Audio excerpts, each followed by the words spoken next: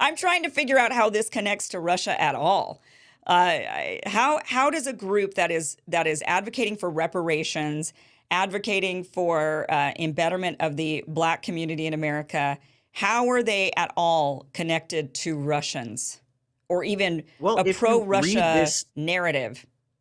Yeah, if you read this indictment, and if you read the press release from the U.S. Department of Justice, there's barely any crimes even listed in there. I mean, they list things like they spoke on Zoom calls, that there was a Zoom call in Russia, a video conference, and they went on it. That's not illegal. It's not illegal to go on a Zoom call. It says that they sent out an email, promoting their interpretation, their understanding of the war in Ukraine.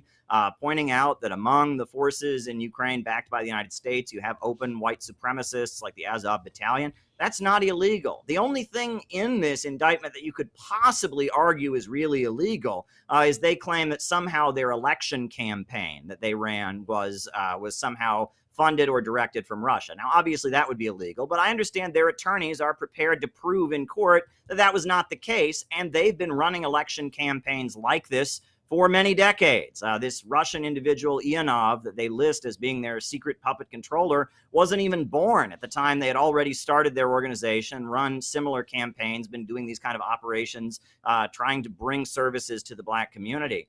So this is really a really terrifying document.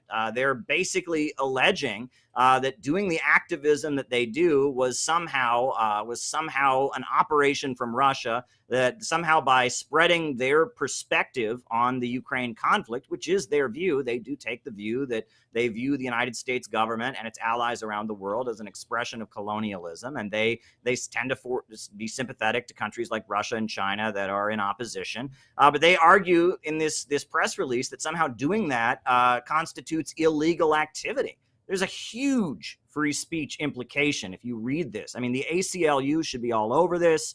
Anyone concerned about civil liberties should look into this document. They're being accused of spreading their own understanding of world events, and that is being called operating as a foreign agent. And they're calling that a crime. They could get 10 years in prison for just expressing their view of world events. This would set an unbelievably dangerous precedent. They could go after anyone with a differing view of the war, of any of the government, the current government orthodoxy. If you present an alternative viewpoint, they could then, and then if you just happen to have a connection with any Russians whatsoever, I suppose, or if they've, even with this, it sounds like, let's say the Russians, they involved themselves in the Uruhu movement. So if you have a movement that's going on and you've got certain viewpoints, and then maybe somebody from Russia involves themselves and says, hey, okay, I like this, maybe we'll support this, then suddenly you're a criminal. Suddenly you could be charged. You could serve 10 years in prison because somebody happens to like your viewpoint and maybe wants to support your viewpoint.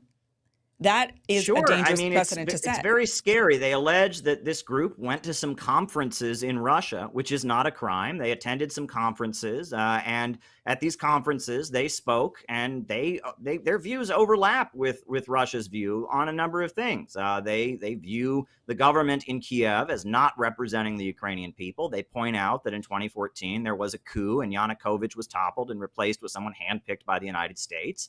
And they have pointed out that as Black people, they're not thrilled about these white supremacist pro-Hitler forces that seem to be well embedded among the Ukrainians. But none of this is some conspiracy from Russia. It means they went to a conference, they met with some people who already agreed with them. They talked to them, they went on a video conference call, they sent out some emails, they made some statements. None of this is a crime. This is supposed to be the United States where we have freedom of speech. And if you have a different analysis of U.S. foreign policy than the prevailing one, you're allowed to spread that, and you're allowed to attend conferences in other countries with people who agree with you.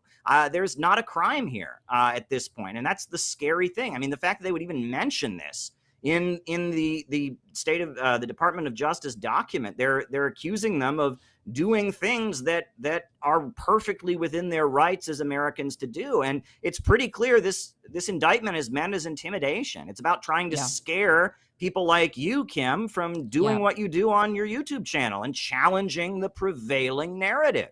If you read it, I mean, the way this document from the Department of Justice is written, it's making it sound like it is a crime to question U.S. foreign policy, to present the other side of the story. Everyone should be up in arms about this. This is huge.